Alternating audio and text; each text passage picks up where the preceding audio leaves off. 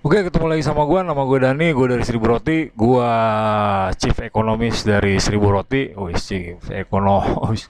Biar kelihatan keren dikit lah, ya kan? Kali ini gua akan bahas tentang climate change.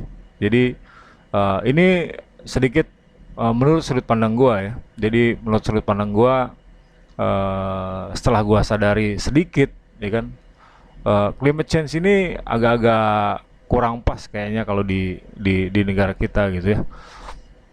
Memang sama kayak sawit dan lain sebagainya, kita mungkin akan menyalahi aturan karena climate change ini ya dalam tanda kutip bahkan ada yang menokohkan anak kecil ya namanya Greta Thunberg yang sampai viral gitu ya karena dia bilang apa yang dilakuin para petinggi-petinggi ini untuk menurunkan apa namanya resiko perubahan iklim gitu ya. Dan sekarang gitu ya khususnya negara kita nih ya yang net importer, artinya importernya banyak banget gitu ya, khususnya BBM itu yang kita import import juga banyak, termasuk gas yang kita subsidi, yang subsidinya menurut Menteri Keuangan itu hampir 500 triliun bro, ya kan.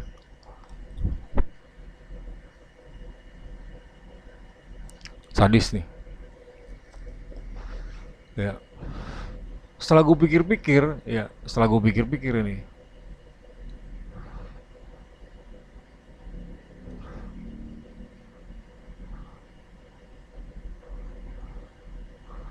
pikir-pikir ini bullshit bos. Ini kayaknya ada udang di balik batu. Jadi ada yang bermain dengan ini gitu ya, tanpa mengurangi rasa hormat sama apa namanya aktivis-aktivis lingkungan. Menurut gue saat ini nggak tepat, khususnya untuk negara kita. Kenapa sih?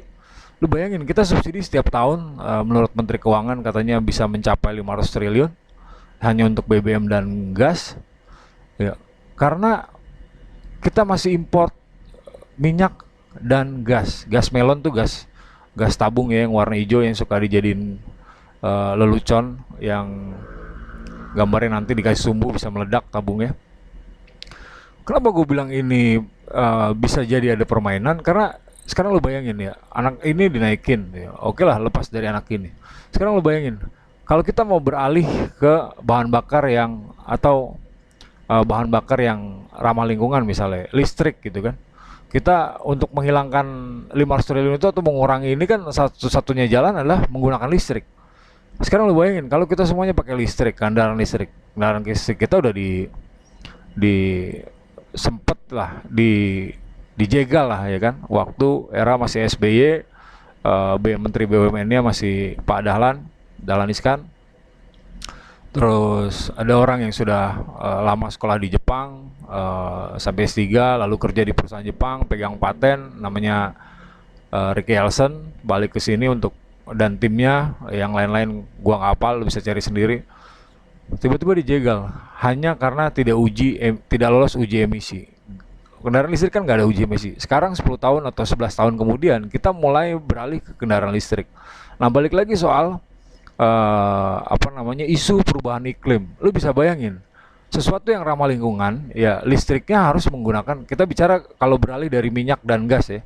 Menurut gue ini isu biar nggak beralih dari minyak dan gas atau mengurangi minyak dan gas. Lu bayangin, kalau kita beralih dari minyak dan gas, otomatis yang kita perluin adalah pembangkit listrik yang ramah lingkungan.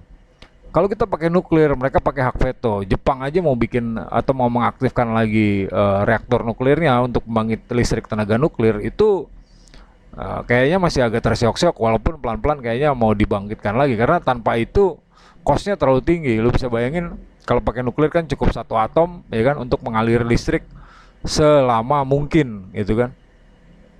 Resikonya memang radiasi gitu. Nah, kita teknologi nuklir gua nggak tahu lah kita sudah punya atau belum, tapi kayaknya belum. Sekarang kalau kita pakai solar cell gitu kan, teknologinya kita punya nggak? Kalau nggak kan mau nggak mau kita impor lagi nih dari sini nih, impor dari negara-negara ini menurut gua kan, atau negara Eropa nih. Lah apa bedanya? Sekarang kita mau beralih ke listrik, tapi kita nggak punya nih baterainya gitu. Oke lah kita sekarang lagi digembar-gemborin punya nikel ya kan. Tapi teknologinya kan masih punya mereka-mereka juga, gitu kan. Satu-satunya yang tingkat ketergantungannya rendah dan sudah ready ya lepas dari alat masak dan lain sebagainya yang katanya alat masak buat kompor listrik itu berbeda adalah pembangkit listrik tenaga batu bara. Nah, kalau kita pakainya batu bara, ya kita beralih nih. Semua dari kendaraan fosil atau yang tadinya pakai minyak, terus misalnya masak tadinya pakai gas, kita beralih sebagian atau seluruhnya lari ke listrik gitu ya. Apalagi sekarang listrik kita surplus. Nah, pakainya bahan batu bara. Nah, kalau kita dihantam pakai isu climate change, habis kita. Jadi menurut gue isu climate change ini jadi sebuah permainan politik menurut gue yang menokohkan bahkan seorang anak kecil. Karena kalau kalau kita dilarang menggunakan batu bara atau kita beralih semuanya ke listrik dan kita dilarang menggunakan batu bara karena nanti dianggap mencemari lingkungan, berarti kita sama aja kalah di 500 triliun hanya untuk apa kata orang gitu, apa kata orang lain yang menurut gua ada muatan politik dan muatan ekonomi di sini.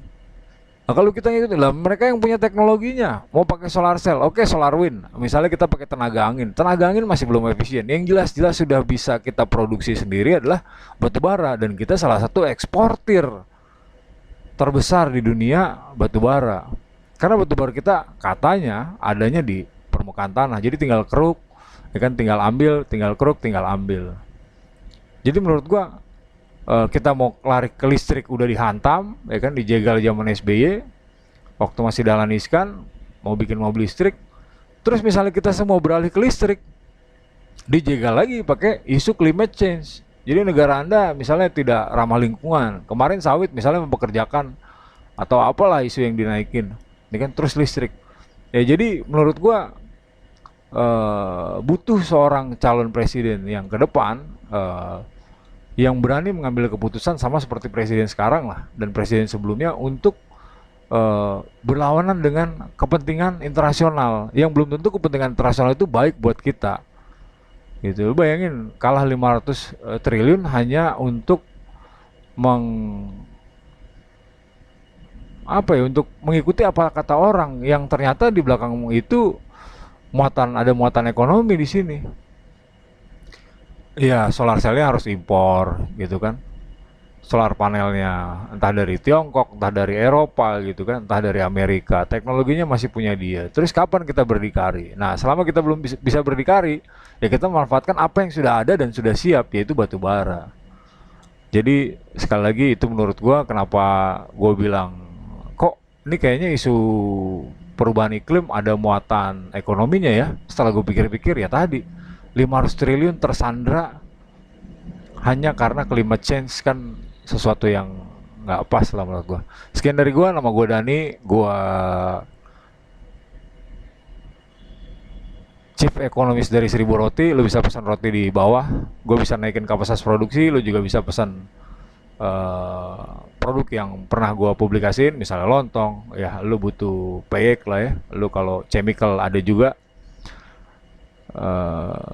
Dan lu butuh dalam jumlah besar entah 100.000 ya lu bisa kontak atau lu tulis komen di bawah ini. Sekian dari gua, assalamualaikum warahmatullahi wabarakatuh, sampai jumpa di video gua selanjutnya.